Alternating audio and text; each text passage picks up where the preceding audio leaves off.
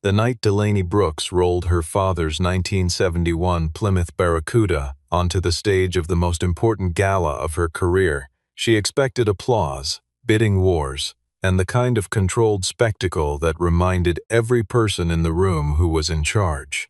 What she did not expect was silence. The dead, humiliating silence of an engine that refused to turn over. Her engineers had already failed. Her vice president was already whispering that she should cut her losses. And then someone mentioned a single father who fixed cars that other people had given up on, a man named Weston Hale, who walked through that gilded door with motor oil on his hands and $10 in his pocket. Stay close, because the sound of that engine did not just win a bet. It unlocked a secret her father had spent years making sure only the right hands would find. The ballroom of the Meridian Grand had been chosen deliberately, which was how Delaney Brooks did everything. 12-foot floral arrangements lined the perimeter. The open bar served things that cost more per glass than some mechanics earned in a day, and every face in the crowd belonged to someone whose approval she had spent years quietly cultivating. Brooks Meridian Motors was not simply a car company. It was a legacy, and Delaney had inherited both the name and the weight of keeping it from falling apart under her watch.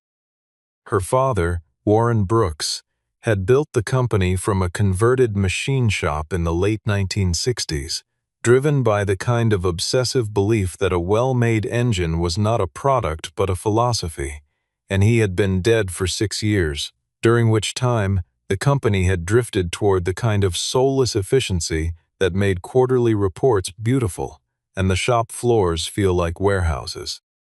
Garrett Holloway, her vice president of strategy, had suggested featuring the Barracuda at the gala as a centerpiece for the auction, framing it as a statement of confidence, a CEO willing to honor the past by releasing it, stepping firmly into the future. And the board had responded to that framing with the enthusiasm of people who regarded personal attachments as operational liabilities. Delaney had agreed, not because she believed Garrett was right, but because agreeing was faster than arguing, and she was already managing 3 other crises, and the plan had seemed simple enough on paper.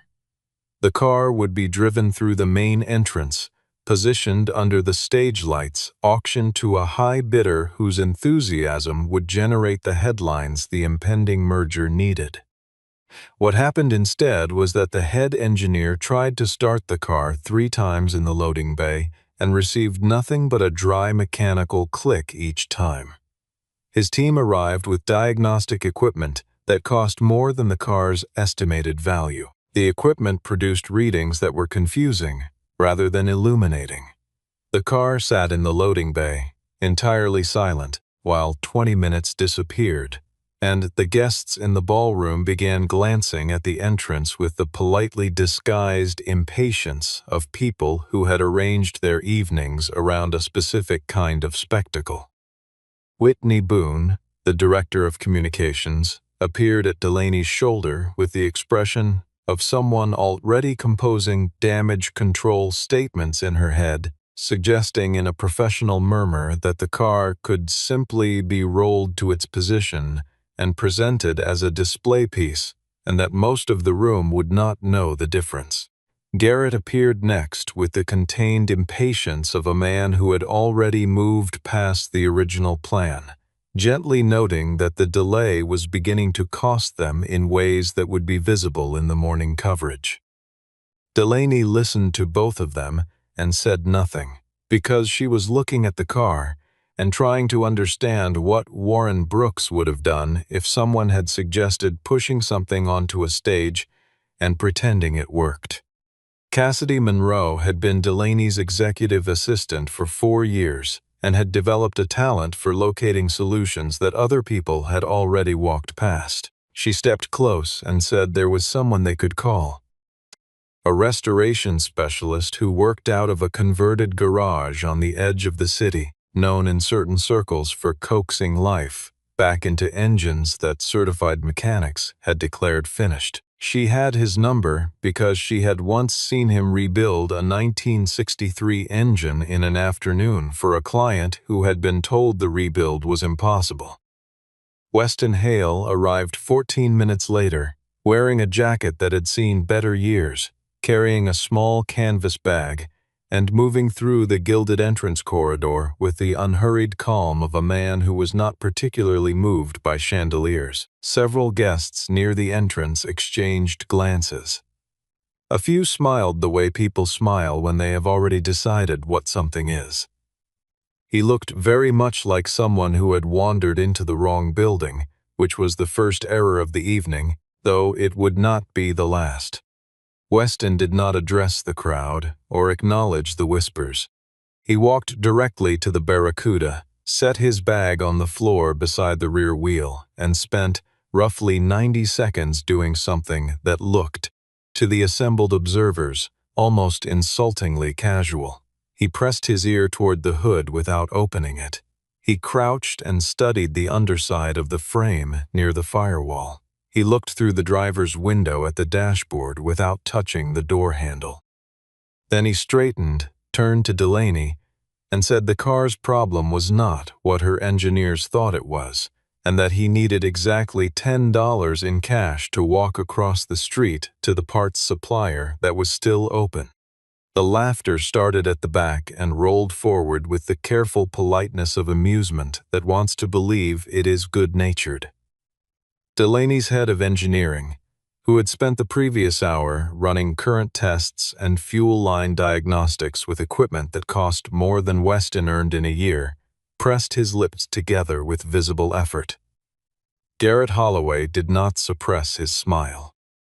He said something to the woman beside him about the kind of reputation that circulates in certain garages and gets mistaken for expertise, and Whitney turned to Delaney with the unspoken recommendation that this particular experiment be concluded before it became a liability.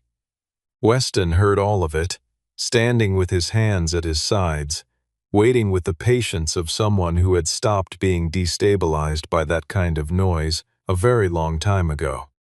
Then he said something that cut through the room's performance without raising his voice. If the team continued cycling the ignition the way they had been cycling it, they would burn out the original points system, and then the car would have a real problem instead of a correctable one. His voice carried no heat, no defensiveness. It was the voice of someone reading a situation out loud for the benefit of the people in it. Delaney studied him. She had spent 15 years in rooms full of people who wanted her to believe they were certain when they were guessing, and she had developed a specific sensitivity to the difference.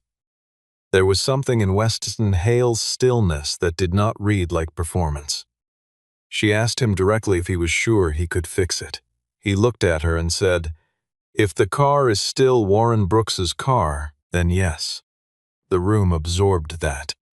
Delaney felt something tighten in her chest at the precision with which he had said her father's name, not like a detail he had researched, but like a name he had spoken before, in rooms that mattered. She did not ask him then what he meant.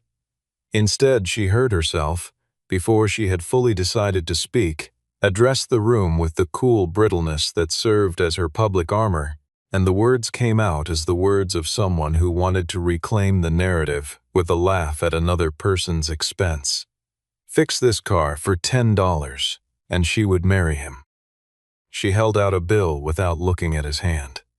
The crowd's laughter was louder this time, and she felt Garrett relax beside her, because collective laughter at a stranger's expense had the useful quality of centering everyone on the joke rather than the challenge. Weston looked at her the way someone looks at a thing they are deciding whether to respond to. He took the bill. Then he said, he did not need her to marry him. He needed her not to sell something she did not yet understand. He set the words down without drama, picked up his bag, and walked toward the exit to cross the street, and Delaney watched him go with the dawning awareness that she was no longer in full control of the shape of this evening. Weston returned in 11 minutes, carrying a small paper bag that rattled when he placed it on the fender. Inside was a single blade-style fuse, a short length of copper wire, and a piece of electrical tape. He made no announcement. He did not invite anyone to gather around.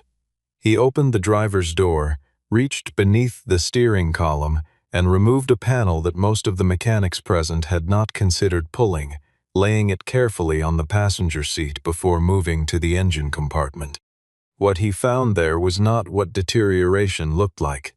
The ignition wiring had been altered, not in the gradual way of aging, but in the deliberate way of someone who knew exactly how to cause a predictable failure without leaving a traceable fault code. The original points connector had been replaced with a component that looked nearly identical, but was calibrated fractionally out of specification, enough to prevent reliable ignition while generating no reading that modern diagnostic tools would flag as a problem. It was not a malfunction. It was, in the vocabulary of someone who had spent 20 years with old American engines, a set of instructions. Weston did not say this out loud. He replaced the fuse, reconnected the correct wire, adjusted the contact gap with a small screwdriver, and then straightened and quietly asked the room to step back from the vehicle. He sat behind the wheel and turned the key. The first attempt produced a deep, uneven shudder from the engine bay, the sound of something large and dormant shifting. Several people laughed. The second attempt turned the engine over and caught it for a half-second before it dropped out, and the laughter from the back of the room thinned to something more attentive. The third time, the Plymouth Barracuda fired completely, its original 8-cylinder engine filling the ballroom with a sound that no one had been prepared for, enormous, old, entirely real, bouncing off marble and glass and the 12-foot floral arrangements, with a presence that overwhelmed the ambient murmur of 200 conversations. The room went quiet. Delaney Brooks stood very still. She had heard that sound before, a very long time ago on Sunday mornings in the driveway of the house where she grew up, when her father would pull the car out and let it idle while he drank his coffee, as though the sound itself was a necessary part of beginning the day. She had been perhaps 12 years old the last time she had heard it that clearly, and something in her chest moved with the disorienting force of something she had not anticipated having to manage tonight, in this room, in front of these people. Weston ran the engine for 45 seconds, then switched it off cleanly before the temperature could stress the old cooling system. He stepped out, set the paper bag on the hood, and looked across the car at Delaney. There was still $1.37 left, he said. The applause started slowly and became genuine, and for the first time that evening, Delaney Brooks stood in front of her company's guests and did not know what to say next. The applause had barely settled before the evening became complicated in a different way. The story of the bet moved through the crowd the way stories do at events where people are slightly bored and suddenly entertained, acquiring a romantic inflection as it traveled, and by the time it reached the far end of the room it had taken on a character that made several guests approach Delaney with knowing smiles. Whitney Boone arrived at her side with the speed of someone who had been tracking the situation from across the room, speaking in a low, professional murmur about the image of a publicly scrutinized executive making any kind of promise to an unvetted tradesman in front of 200 witnesses. Delaney told her to stop composing and step back. Garrett appeared next with the slower, more deliberate approach of a man who understood that the real play was not communications management but leverage, suggesting that Weston be paid well, praised briefly, and escorted out before the auction resumed. The job was done. The evening needed to get back on track. Delaney was very tired of that phrase. Everything in her professional life for the past 18 months had been framed as getting back on track, and the track in question led to a merger she had growing reservations about, and a vice president whose confidence she had begun to find more unsettling than reassuring. Before she could answer Garrett, Weston spoke from near the car. without raising his voice or turning to face the room, which somehow caused the room to pay him more attention. He said the car had not broken down on its own. The connector he had replaced was not an original component and had not failed through age or wear.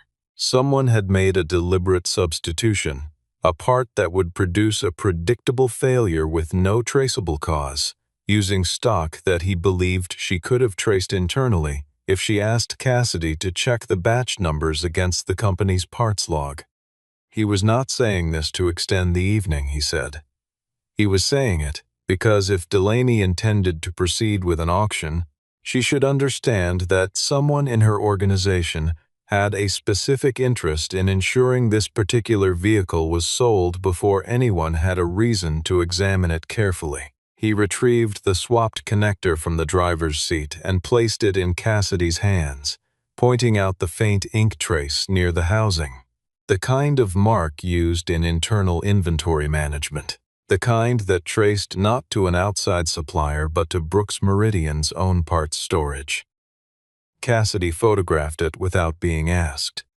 Garrett's voice acquired a harder edge, suggesting that Weston had used a moment of attention to position himself as something more significant than a tradesman who had done a simple repair.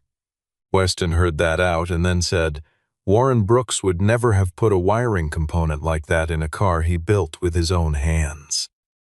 The certainty in it settled over the room like a weight. Delaney told Cassidy to retain the part. She did not tell Weston to leave.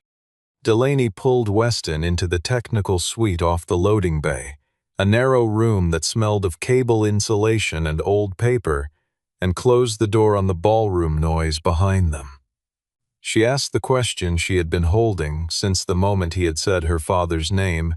How did he know Warren Brooks's car well enough to know what it should and should not contain? Weston sat on the edge of a workbench and took a moment before answering, not in the way of someone building a version of events, but in the way of someone deciding how much of a true thing to offer at once. He had worked at a small testing facility years earlier, a subcontractor shop with a loose affiliation to Brooks Meridian in its earlier years, when the company was still building its internal engineering culture. Warren Brooks had a habit of bringing the Barracuda there after regular hours, not to display it, but to use it as a physical test bed. The engine bay had been modified to accommodate early prototype fittings that were too experimental to appear in any official record, and Warren had thought through mechanical ideas with his hands before he trusted them to paperwork. Weston had been 23 years old at the time and knew enough to still be deciding which questions were safe to ask, and Warren had noticed something in him. A specific ability to locate an engine problem by sound before any instrument confirmed it, and had made time for him in the way that serious craftsmen occasionally do for younger ones who show the right kind of attention. He had allowed Weston to see design work that most engineers at the main facility had never been cleared to look at. His wife, Tessa, had also worked there, on the data and calibration team that mapped performance outcomes for the experimental systems. She had been exceptionally precise with numbers in the way that some people are precise with language, and Warren had given her work that required that precision. Together, the group had been the earliest core of what Warren eventually designated Project Hearthline, the first serious internal attempt to develop a hybrid mechanical-electric drivetrain that would have given Brooks Meridian its own propulsion technology instead of depending on external licensing agreements. Delaney repeated the name slowly. She had never heard it before. That fact, she realized, was itself information. If a significant project of her father's had existed and been closed without her ever learning of it, it meant someone had managed the information around his death with deliberate care. Weston said that after Warren died, Project Hearthline had been formally closed. Its documentation moved into a general historical archive, and the names of the development team removed from the record. Tessa's name was gone from every document that Weston had been able to locate. His own was the same. He had left the industry not long after, choosing restoration work because it was honest. Old cars did not pretend to be something they were not, and they kept their history in their parts rather than in the records of whoever happened to control them. He said he had come tonight because Cassidy had called him, but that perhaps the more honest reason was the car itself. If the Barracuda had been deliberately disabled to prevent it from starting on the night of an auction, then someone had needed it gone before it could be examined. Whatever Warren had put inside it was meant to be found by the right hands at the right time, and the only reason to ensure the car was sold quickly was the certainty that those hands existed and that the timing was not yet right for the people who wanted it gone. Delaney asked Weston to examine the car more carefully. Not just the ignition system, but the complete interior structure. He said he could. She had to stand in front of Garrett for 30 seconds to say the auction was being delayed by 1 hour, and the exchange that followed was a compressed, professionally controlled version of a serious disagreement between two people who understood that the room was watching. Garrett said the word optics 4 times. Delaney said no twice. Whitney looked as though she were actively experiencing a physical discomfort. Delaney turned away before Garrett had finished his sentence, which was the clearest signal she had given him in 18 months. Weston went through the car with the unhurried, methodical confidence of someone who understood the grammar of a specific era of American manufacturing. Cassidy stood nearby with a tablet, recording. The engineering team watched from a distance, some of them quietly revising their assessment of the evening, others not yet ready to. When Weston reached the instrument panel, he removed the speedometer cluster using a specific sequence of steps that Cassidy noted he had not paused to consider. He moved through the order from memory, the way people move through familiar things. Behind the cluster, in the space most vehicles of that era left empty, there was a shallow recess lined with thin aluminum and sealed at the edges. The seal bore Warren Brooks's initials in the corner, pressed not stamped, the small mark of someone who wanted a specific person to recognize it. Delaney's hands were not entirely steady. Cassidy held the light. Weston extracted the container and handed it to her without opening it. Inside was a roll of microfilm in a protective sleeve, 3 pages of hand-drawn technical schematics folded to size, and a slip of paper in her father's handwriting that said, "If this car starts for the right hands, Hearthline is not dead." Cassidy located the archival film reader in the records department and had it running in 15 minutes. The microfilm resolved into a formal design filing of the type used before digital patent systems, legally binding if properly witnessed, which this one was.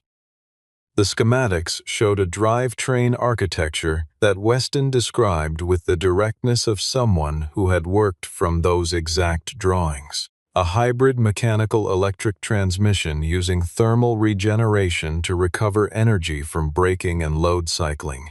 Designed for production at a cost accessible to ordinary buyers, approximately 20 years ahead of what the company was currently purchasing under license from external suppliers. In the witness column beside Warren Brooks's signature, 2 names appeared, Tessa Holloway and Weston Hale. Delaney looked at Weston. She was not a woman prone to visible emotion, but the expression on her face in that moment was that of someone who has realized they have been standing in the wrong room for a long time. The man she had mocked in front of 200 people with a marriage joke was documented in her father's own hand as a co-developer of the technology that could determine the company's direction for the next decade. Cassidy was already pulling at something else. The merger that Garrett had been pushing for the past 8 months transferred the company's historical technical asset archive to an acquiring entity, and when Cassidy located the entity's registration, it led through 2 holding layers to a private equity structure listing Preston Tate and Garrett Holloway as beneficial principals. If the auction had proceeded tonight, the Barracuda would have left the building, and everything inside it would have belonged to the people who already knew what it contained. Garrett moved first, arriving in the loading bay with the briskness of a man coming to correct a situation that had drifted beyond its appropriate scope. But the configuration of the room, the film reader glowing on the workbench, the way Cassidy held her tablet, the quality of stillness among the four people standing near the car, caused him to slow and revise his approach before he spoke. He said Delaney was in danger of letting an emotional evening override sound governance, that the guests upstairs were losing patience, and that any materials found in the vehicle were historical documents with no active legal status that could be reviewed through appropriate channels after the auction had concluded. His tone was the tone of a man who had walked out of many rooms holding the narrative he had walked in with. What he had not accounted for was the speed at which his own communications director had already complicated things.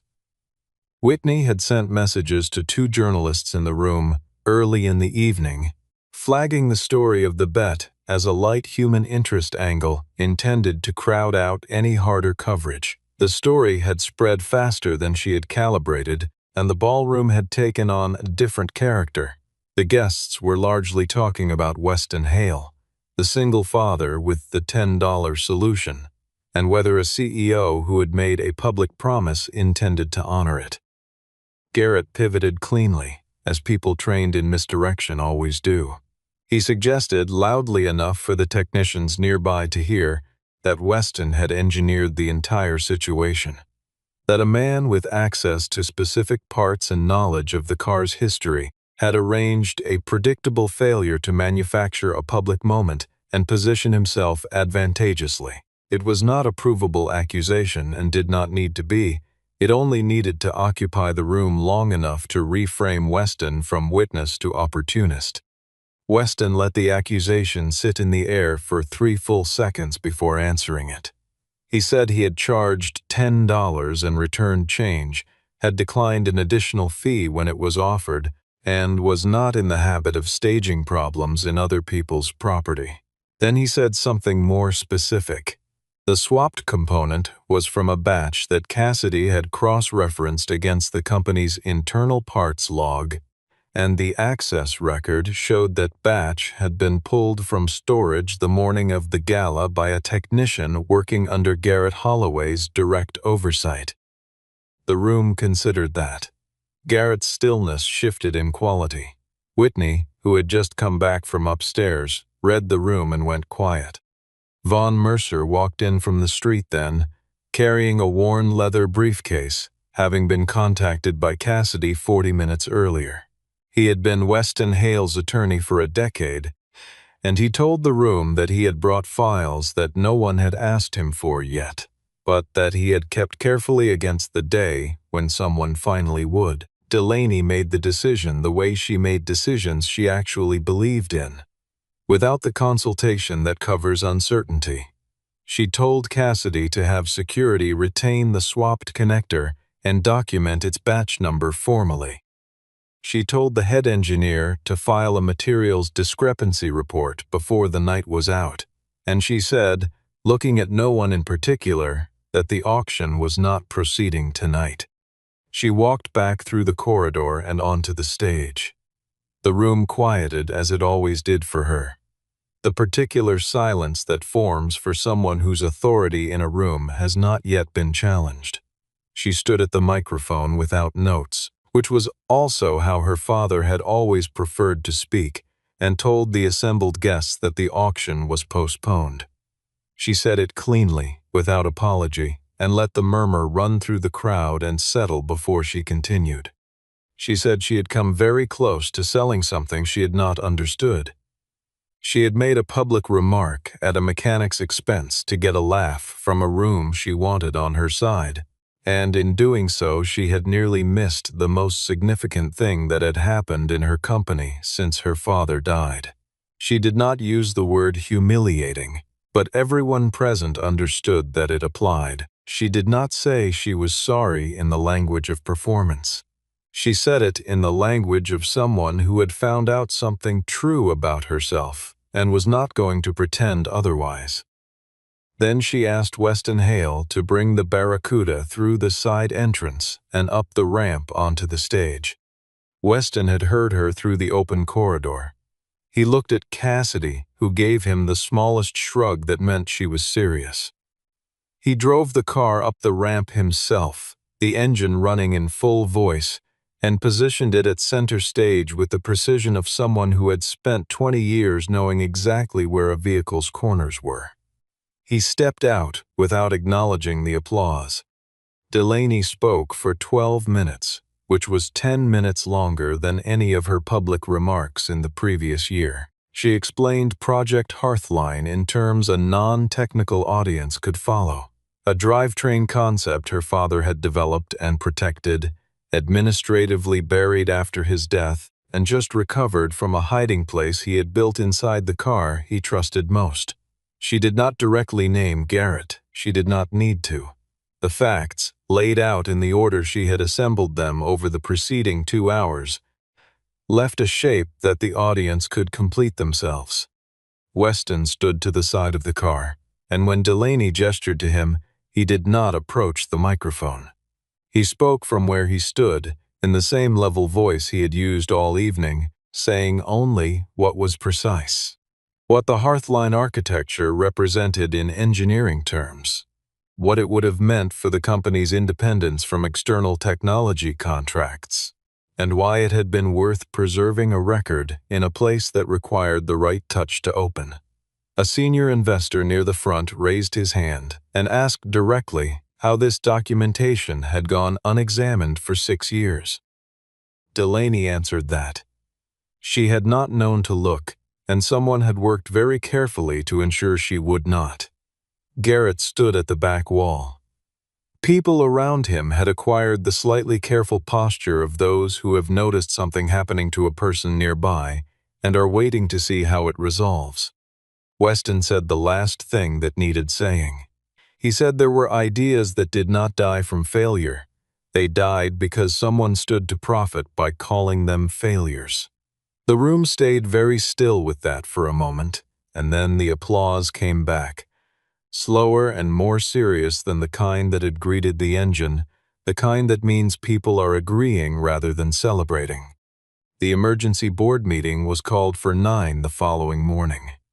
Garrett had requested it before midnight, framing it as a governance review. A sitting CEO had unilaterally canceled a major auction, made unscripted public statements implicating a senior executive in a materials tampering allegation, and delayed a merger timeline the board had formally endorsed. Several board members had accepted the framing before reviewing the details. Delaney arrived 12 minutes early and spent them with Vaughn's files in her lap. Project Hearthline had been formally registered as an internal research initiative under Warren Brooks's personal authorization, with 3 co-investigators named Warren Brooks, Tessa Holloway, and Weston Hale. The filing included a provisional claim over the hybrid drivetrain architecture.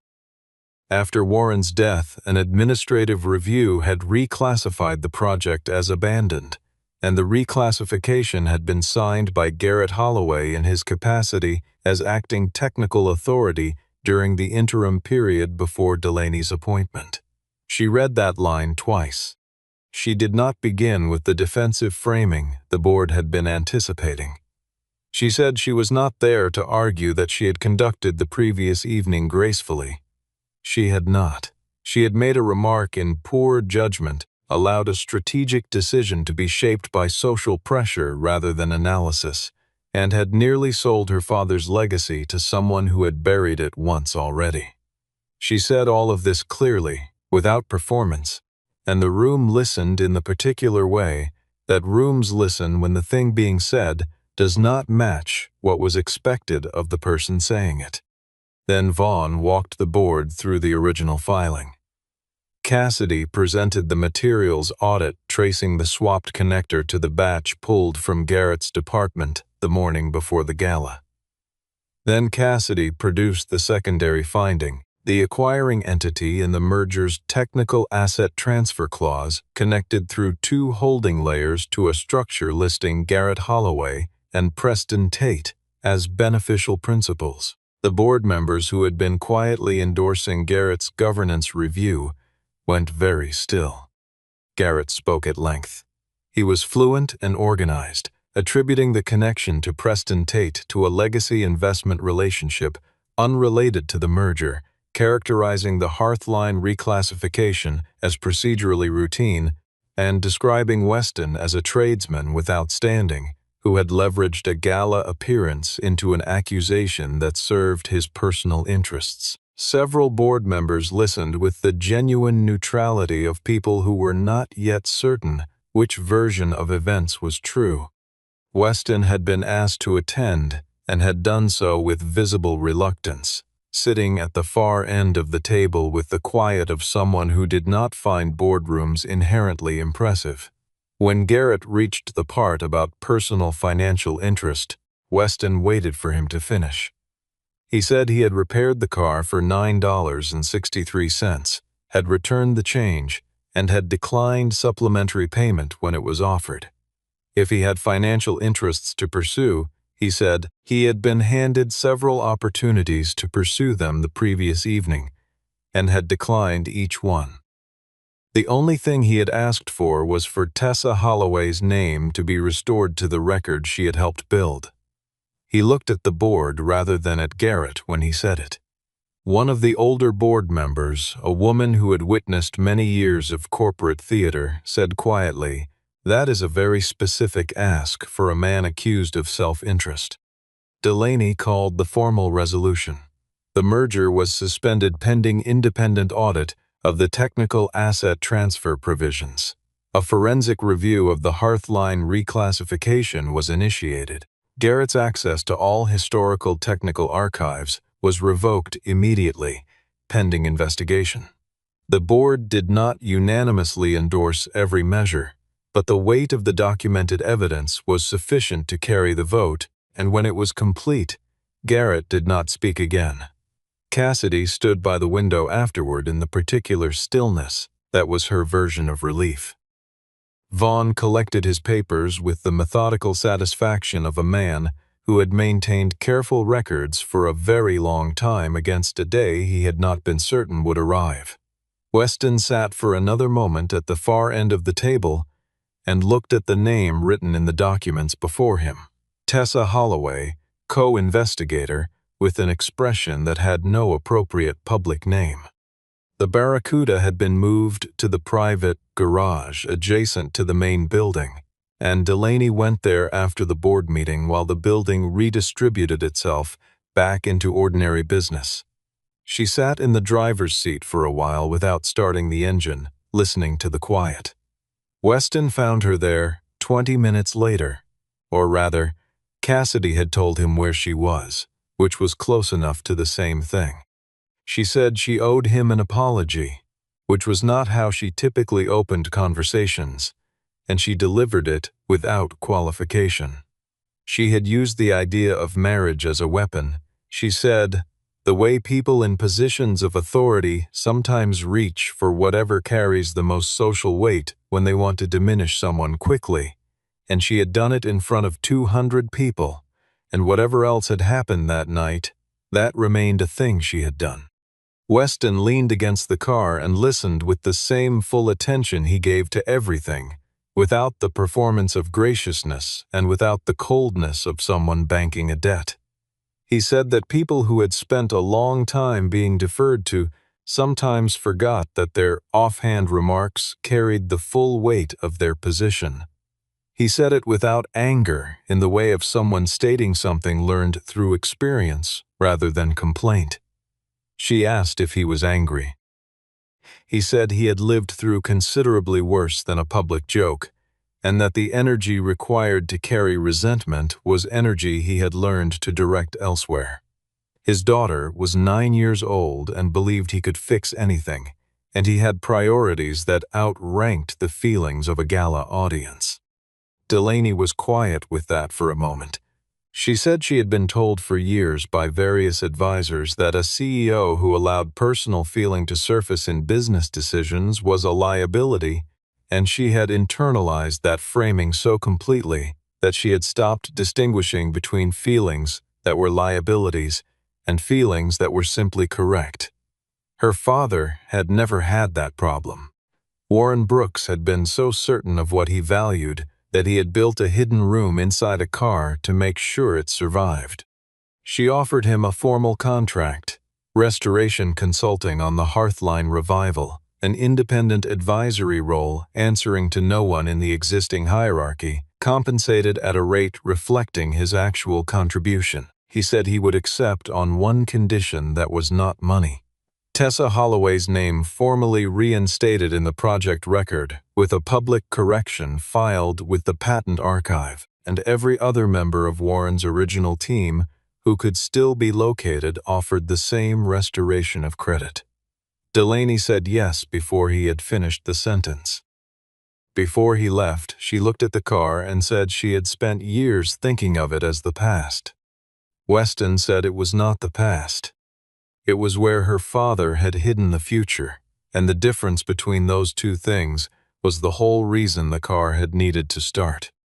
The announcement came on a Thursday, which was not typically a day that generated significant industry news, but the story had enough momentum that the day of the week was irrelevant. Brooks Meridian Motors was suspending the previously announced merger, reopening Project Hearthline as an active development initiative under independent technical oversight, and initiating a formal audit of all historical intellectual property reclassifications undertaken during the administrative transition following Warren Brooks's death. The press release was 15 lines long. The reaction in the industry ran considerably longer. Garrett Holloway resigned the following week, citing personal reasons, before the audit reached its formal findings. Whitney Boone was placed on administrative leave pending review of the communications campaign she had directed the night of the gala. Delaney had been advised by counsel that clean exits were sometimes more useful than extended proceedings, and she had decided to direct her attention toward what was being built rather than what was being closed. What was being built required the kind of patience that did not photograph well. Engineers who had worked at the company for 10 and 15 years, who had quietly adjusted their understanding of what was possible under the previous regime, began slowly to say things they had not said before. Documents appeared in Cassidy's inbox from sources who preferred anonymity initially. Design fragments, calibration notes, test logs from sessions that had never been formally attributed. The shape of Warren Brooks's original vision became clearer as the pieces assembled, and it was larger and more coherent than even Weston had fully known, because Tessa had done the quantitative work that turned the conceptual architecture into something buildable. And her records had been preserved in systems that no one had thought to look inside. Weston worked in the test bay 4 days a week, taking the 5th for his daughter and the restoration garage at home. He was not a demonstrative teacher, but the younger engineers who worked alongside him developed a specific competency that came from watching someone who solved problems by listening rather than assuming. He did not seek recognition. He was not particularly interested in it. The Barracuda was moved to a corner of the test bay, and when Delaney initially suggested a full show quality restoration, mirror finish paint, perfect interior, Weston proposed instead restoring function while preserving evidence of use, keeping the slight wear on the steering wheel, the small scratch on the driver's door, the stitching repaired with thread that was close to but not precisely the original color. The car would not be a monument, he said. It would be a working record. Delaney thought about it for a day and agreed. The first full-system Hearthline bench test ran 1 month after the project reopened. The hybrid transmission responded exactly as Tessa's original modeling had projected, and the engineers who built the prototype looked at each other in the way people look when a prediction made 20 years earlier by someone they never met, turns out to be exactly right. The sound it made was not dramatic, a low, consistent hum beneath the mechanical rhythm of the combustion cycle. But it was the sound of something working precisely as it was designed to work, which is a sound that people who care about engineering find genuinely moving. Delaney stood at the back of the test bay and listened, and understood that the thing she was hearing had been present, in a different form, on the night of the gala when a man she had dismissed had turned a key and made something old and valuable speak again. The launch event was held at Warren Brooks's original production facility on the eastern edge of the city, a building that had served as storage for 11 years and had been cleaned and partially restored for the occasion without any attempt to conceal what it was. The concrete floor still showed the outlines of where the old equipment had stood. The windows were industrial single-pane, and the light through them in late afternoon was the particular gold of a working day winding down. The Barracuda stood at the center of the space, directly beneath the old chain hoist, precisely where Warren Brooks had parked it on the last day he had driven it into this building. Delaney spoke from memory again, because that was the only way she knew how to say things she actually meant. She told the story of the gala without softening it, not as a triumph, but as a lesson. She had arrived at that evening convinced that the difference between a strong CEO and a sentimental one was the willingness to sell the past, and she had discovered instead that what she was calling the past was in fact the most valuable asset she owned, and she had very nearly traded it to the people who understood its value better than she did, for the precise reason that they had spent years ensuring she would not. The education, she said, had cost her $10, which was the least she had ever paid for a correction that significant. There was laughter, warm and genuine, and she let it run before continuing. She acknowledged Weston without asking him to come to the front, because she had learned that he preferred to be recognized from where he stood, slightly to the side of whatever was happening, close enough to be useful, far enough from the center to be comfortable. What she did do was present him before the assembled engineers and board members and industry guests who had traveled from around the country for the occasion with a small frame containing a $10 bill. On the card tucked into the corner she had written, "The cheapest repair that saved the most expensive truth."